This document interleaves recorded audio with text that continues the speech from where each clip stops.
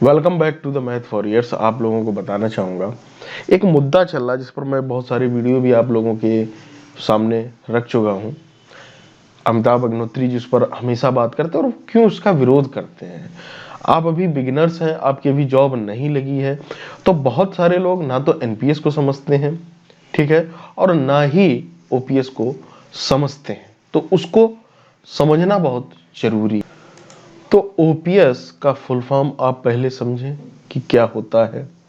तो ओपीएस का full form दोस्तों होता है ओल्ड पेंशन स्कीम, ठीक, और एनपीएस है न्यू पेंशन स्कीम, है ना।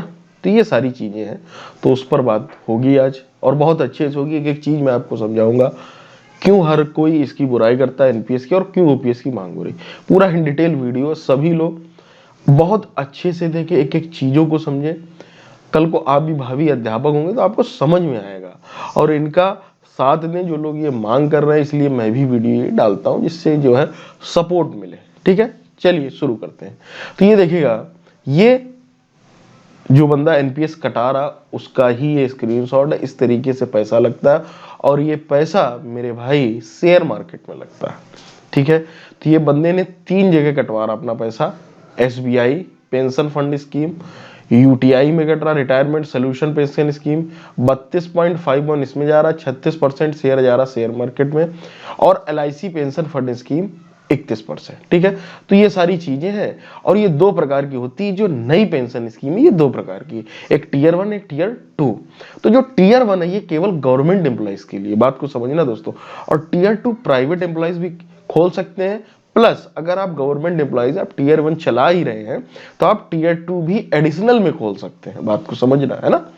अब अगर हम देखें यहां पर तो ये सारा कुछ देखिएगा, पैसा कटा हुआ ये सब, ठीक। अब बात करते हैं पूरे इसके फंडामेंटल पर, क्या है क्या नहीं, अब समझते हैं। यहां पर मैंने पूरा लिख रखा है जिससे समय बचे और कम समय में आपको ज्यादा से ज्यादा समझा पाऊं, ठीक है। अब देखते हैं कि ओपीएस क्या है। ग्रॉस सैलरी का आधा, ग्रॉस सैलरी आप जानते हो मतलब सकल है, ठीक है, पूरी जो आपकी इनकम होती है। आप जब रिटायर होते हैं तो आपकी जो उस समय प्रेजेंट टाइम ग्रॉस सैलरी है, ठीक है, उसका सीधे आधा आपको मिलता है। इस बात को आप समझ लें, ठीक है। जब मान लीजिए आप 50,000 पर रिटायर हो रहे हैं, 1 लाख पर रिटायर हो रहे हैं, तो आपको 50,000 की पेंशन बन जाएगी और ये आपके मतलब जब तक आपकी मृत्यु नहीं हो जाती तब तक आपको मिलती है, ठीक है। गारंटेड, इसमें कोई झोल झाला है नहीं। दूसरी बात, आप यदि आप मान लीजिए कर्मचारी हैं, ठीक है, बात को समझते जाना। अगर आप कर्मचारी हैं, आपकी मृत्यु हो जाती है, मतलब उसके बाद रिटायरमेंट के बाद, तो आपको पत्नी को उसका आधा मिलेगा, बात को समझना। आपको मान लीजिए अभी आपको 1 लाख थी, आपका मूल वेतन था 1 लाख, ठीक है, 1 लाख लिख लेते हैं, ठीक है। तो 1 लाख थी और उसके बाद आपको होगी 50,000, फिर आपकी पत्नी कितने मिलेंगे 25,000 अगर मृत्यु हो जाती तो, नहीं तो आपको इसके। और दूसरी बात यहाँ पर समझने वाली बात है, इस पर डीए बढ़ता है।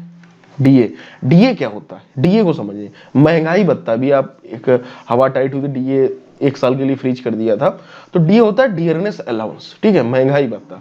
तो वो इस पर लगता है, इस पर मिलेगा। और जैसे अभी 7वां वेतन चल रहा है, अगर कल को 8वां वेतन लगता है तो जो रिटायरमेंट की आपकी जैसे 50,000 का वेतन मिल रहा है आपको रिटायरमेंट का, उस पर भी बढ़ोतरी होती है। जबकि एनपीएस में ये दोनों चीजें ही नहीं होती, ना तो डीए भत्ता मिलता है ना ही वो उस पर। इस पर आप सरकार पर डिपेंडेंट है, और एनपीएस में दोस्तों आप बीमा कंपनी पर निर्धारित और शेयर मार्केट पर डिपेंडेंट है, ठीक। इस बात को आप समझ ले। यहां पर अगर ओपीएस में आपका कोई झोल झाला या लभेड़ होती है तो आपको सरकार के पास जाना होगा, जबकि एनपीएस में आपको बीमा कंपनी पर क्लेम करना होगा, ठीक है, जहां पर आपने पैसा लगाया, ठीक, समझ गए। और ये एनपीएस आपकी स्वेच्छा से भी बहुत सारे लोग कटाते हैं, बहुत सारे लोग नहीं कटा रहे। सेंट्रल वाले को सभी को कटाना है, जबकि राज्य में ऐच्छिक है, आप मन हो तो कटवाएं, ना मन हो तो ना कटवाएं, ठीक है। अभी जैसे कि हाल ही में आपको पता होगा कि राजस्थान सरकार ने ओपीएस लागू कर दी, तो उसका भी मैं फंडामेंटल यहीं पर समझा दूंगा कि वहां पर क्या होगा। जो अगर जो लोग कटवा रहे तो उनका पैसा बर्बाद नहीं जाएगा, बहुत सारी चीजें रहेंगी। तो आप ये समझ गए ओपीएस यही है, मेन ओपीएस यही है और इसमें कुछ नहीं है, ठीक। ये मिलेगा। हाँ, एक चीज और समझ लो, जो ये मैं ये लिखा हूं जीपीएफ क्या है, ठीक है। तो जीपीएफ जनरल प्रोविडेंट फंड है, ये हर एक सरकारी कर्मचारी का ही कटता है, ठीक है। पहले कटता था, अब एनपीएस में नहीं है ऐसी कोई सुविधा, तो जीपीएफ कटता है। तो आपने देखा होगा रिटायरमेंट के बाद आपके बहुत सारे रिलेटिव होंगे, आपके पिताजी या माताजी ही शिक्षिका होंगे, या कोई भी जॉब करती हो, तो एक फंड मिलता है जब वो रिटायरमेंट होते हैं, एक मोटी रकम मिलती है 20 लाख 30 लाख, और सबसे अच्छी बात उस पर आपको ब्याज नहीं देना होता है। मान लीजिए 30 लाख रुपए मिले जीपीएफ में, तो आपको उस पर ब्याज नहीं देना होगा, ठीक है। कोई मतलब टैक्स नहीं लगेगा, इनकम टैक्स जो लगता है ना 5 लाख की स्लैब के ऊपर, तो वो नहीं लगेगा जीपीएफ। जीपीएफ एक निर्धारित हर मतलब महीने आपके वेतन से कटता, मान लीजिए 1800 रुपए, वो पे के हिसाब से कटता रहता है, और उसके बाद इकट्ठे होकर, और सबसे अच्छी बात उस पर भी ब्याज लगता है, ऐसा नहीं कि ब्याज नहीं लगता, उस पर भी ब्याज लगता है, और सीआई चलती है, उस पर सीआई चलता है। इस बात को भी आप समझ लें, कंपाउंड इंटरेस्ट से वो आपको पैसा मिलता है। मान लीजिए 30 साल नौकरी की, तो जीपीएफ कट कटा के आपका एक बहुत बड़ा अमाउंट, उसके बाद उस पर ब्याज मिलकर पूरा पैसा आपको मिलेगा, और जिस पर आपको क्या नाम कोई टैक्स नहीं देना। अब पीपीएफ भी क्या है, ठीक है, प्राइवेट प्रोविडेंट फंड है, ठीक। तो प्रोविडेंट फंड, सॉरी, तो इस पर जो है ये प्राइवेट वालों के लिए है, और इसको भी एडिशनल आप खुलवा सकते हैं अगर आप चाहें, गवर्नमेंट एम्प्लॉय जिस तरीके से वहां पर है उस तरीके से यहां पर भी है, टीयर 1 टीयर 2, ठीक है। तो अब यही है ओपीएस, ठीक। अब बात करते हैं एनपीएस पर, जो खेल है एनपीएस का उसको समझने की कोशिश करते हैं पूरी। एनपीएस अगर आप समझने चलोगे तो पूरी समझते, टीयर 1 टीयर 2 मैंने समझा दी, 3 कंपनी पैसा लगता है वो भी मैंने आपको दिखाया अलग अलग। अब कटता क्या है, बेसिक प्लस डीए का 10%। एक बेसिक सैलरी होती है, आपने देखा होगा एक बेसिक पे स्केल होता है हर एक का, जैसे आप एसएससी सीजीएल की जॉब करते हैं 2400 ग्रेड पे है, और जैसे सपोज दैट आप क्या नाम टीचर की जॉब करेंगे सरकारी तो 4200 ग्रेड पे, तो उसका भी बेसिक पे निर्धारित है। तो उतने रुपए, ठीक है, मान लेते हैं इसको कुछ भी रुपए मान लें, 24,000 रुपए मान लें, 25,000 30,000 जो भी है, ठीक है, प्लस डीए, जो महंगाई भत्ता जो अभी चल रहा है, जैसे जो स्लैब चल रही है, ठीक है, तो उसका 10%, टोटल का 10%, ठीक है। और ये कब से लागू, 2004 के बाद, उसे 2004 के बाद से लागू। इस बात को भी आप समझ लें, जो कर्मचारी 2004 के बाद से, उससे पहले वालों को तो बड़े आराम से ना कोई एनपीएस करता ना कुछ, उनको पूरी इनकम मिलेगी, ठीक है। तो बेसिक प्लस डीए का 10% लगेगा, ठीक है, वो शेयर मार्केट में जाएगा, प्लस इसमें सरकार ऐड करती है। जो ये टोटल हो गया बेसिक प्लस डीए का 10%, मान लेता हूं आपकी ये हो गया 20,000 रुपए। समझते जाना दोस्तों, हर कोई नहीं समझ पाता और ना कोई समझाओ, लेकिन समझो ये चीज बहुत जरूरी, जनरल अवेयरनेस बहुत जरूरी है। और डीए मान लो आपका 500 रुपए है, ठीक है, तो मान लेते हैं 5,000 रुपए, ठीक है, माना है, दिमाग न लगाना फ्री का, 20,000 प्लस 5,000 तो 25,000, 25,000 का 10% आप निकालो, ठीक है, तो 2,500 रुपए हो गए। अब 2,500 में 40%, ठीक है, अर्थात 1,000 रुपए और ऐड करके सरकार लगाएगी, सरकार भी लगाती है, 40% उसी में ऐड करेगी, जो आपने लगाया उसी में 40% सरकार ने और ऐड की। तो अब टोटल इनकम भाई 25,000 थी, 25,000 का 10% कितना होगा दोस्तों, यहां से निकाला हमने 10%, तो 2,500 रुपए हो गए, ठीक है, प्लस इसी में 40% और इसका 40% निकाला, ठीक है, 40% इसी में ऐड कर दिया, ठीक है, 2,500 का 40% इसी में हमने ऐड कर दिया बटे 100, तो 2,500 को 100, 1,000 रुपए अब कौन लगाएगी, सरकार। तो अब टोटल आपकी इनकम वहां से चली थी 2,500, लेकिन अब मिल मिला के कितनी होगी, 3,500 रुपए। तो इस तरीके से हर महीने कटते रहता है, और आपके वो शेयर मार्केट में पैसा लगता रहता है तीनों फंड में, ठीक है, जो भी आप बीमा कंपनी चूज करते हैं, ठीक है। अब रिटायरमेंट की बात आती है, ये चलती रहेगी प्रोसेस, ठीक। अब रिटायरमेंट जब आप हो गए तो आपको 60% आपको मिल जाएगा, जो आपकी अमाउंट बनी जाएगी ग्रॉस शेयर मार्केट पर उस टाइम करंट सिचुएशन में। जैसे कि अभी यूक्रेन में हम लोगों का शेयर मार्केट डाउन होगी, तो जो उस दिन आप रिटायर हुए उस दिन क्या चल रहा है शेयर मार्केट, ठीक है, तो उस दिन आपकी उस सकल आय के क्या बना, मान लीजिए कोई भी रुपए बना 5 लाख 10 लाख, तो उसमें 60% आपको मिल जाएगा रिटायरमेंट के टाइम। पहले इस पर टैक्स लगता था, लेकिन अब सरकार ने इस पर टैक्स हटा दिया, टैक्स नहीं लगेगा, ठीक है।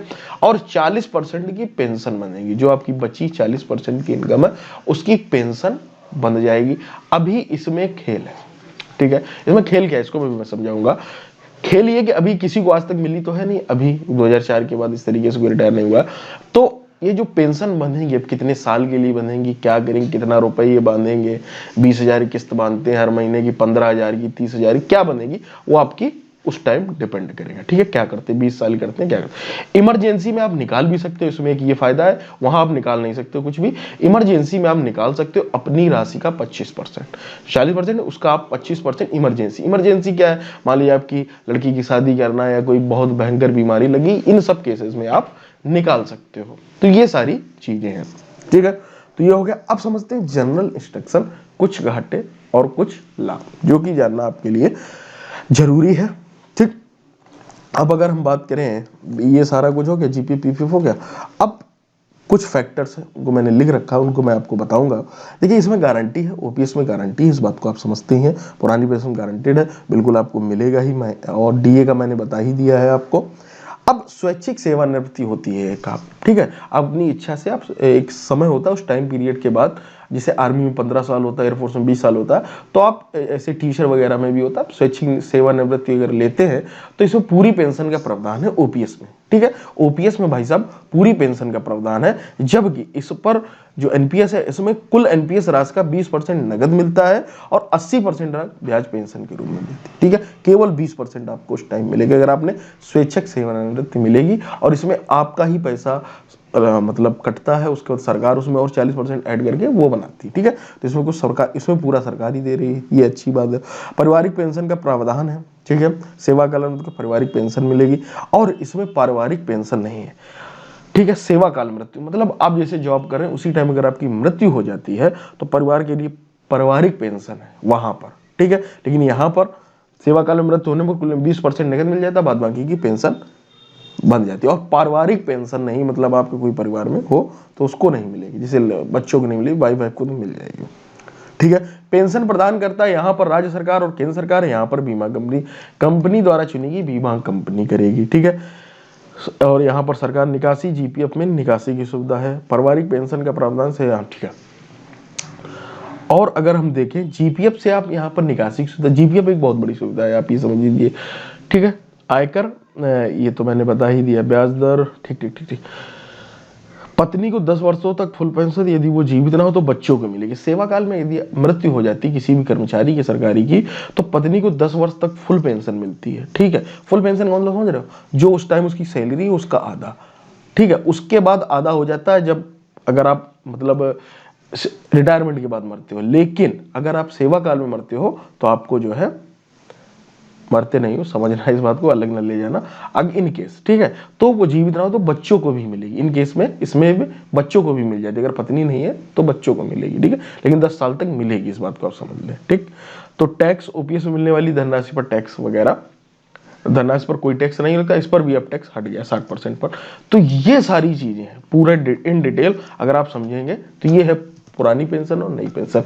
अब समझो जो राजस्थान सरकार ने किया उसका क्या मैटर है। ठीक है, जो लोग एनपीएस कटा रहे हैं तो उनका क्या होगा, क्या वो बर्बाद चला कल को कर रहा है, मान लीजिए यूपी में लागू हो जाता है जो अभी अखिलेश सरकार बोल रहे हैं, तो होगा कुछ नहीं। एनपीएस वाला आपको जो है वो पैसा है जो आपने आप कटा रहे थे वो एक तो कटना बंद हो जाएगा तुरंत का तुरंत, और वो जो एनपीएस में जितना भी आपने अभी पैसा कटाया है वो सारा पैसा उठ के आपके जीपीएफ अकाउंट में चला जाएगा। ठीक है, और सरकार अब आपसे कोई भी मतलब ये वाला पैसा ना ही सरकार अब कोई 40% उसमें ऐड करेगी, कुछ नहीं करेगी। ठीक है, पुराने प्रोसेस पे पूरा आ जाएगा और उसके बाद आपको वो पूरा पैसा आपके जीपीएफ में चले जाएगा। ठीक है भाई, वो पूरा पैसा उठा के जो आपने एनपीएस कटा रहे तो पूरा जीपीएफ में चला जाएगा, जो सरकार ने लगाया वो भी सब पूरा चला जाएगा।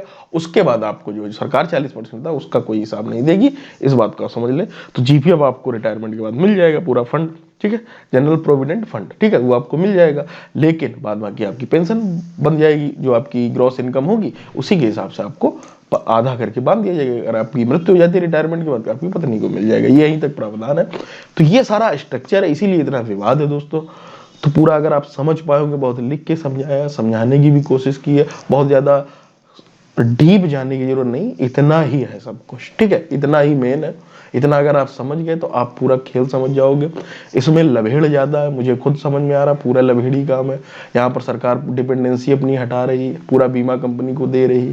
ठीक है, शेयर मार्केट पर आप पूरा डिपेंड है, यहाँ पर पूरा आप सरकार पर है, कोई फर्क नहीं पड़ता कल को शेयर डूब जाए या अमिताभ अग्निहोत्री जी ने एक बात कही थी कि वहां पर डूबता है यूक्रेन में युद्ध, शेयर यहाँ गिर गया, हमारा शेयर क्यों गिर गया भाई। तो ये सारी चीजें रिस्क है यार, रिस्क कोई भारत में लेना नहीं चाहता इस तरीके से, ठीक है। तो मिलते हैं दोस्तों अगले वीडियो में, जुड़े रहिएगा। मैथ वॉरियर रिसर्च चैनल को सब्सक्राइब करना ना भूलें और इस वीडियो को ज्यादा से ज्यादा शेयर करें, जिससे लोगों को ओपीएस और एमपीएस के फायदे नुकसान सब कुछ पता सके। अगर कोई कमी रह गई तो आप कमेंट कर सकते हैं, अगर कोई गलती हो गई हो इनकेस तो भी आप जरूर बताएं, ठीक है।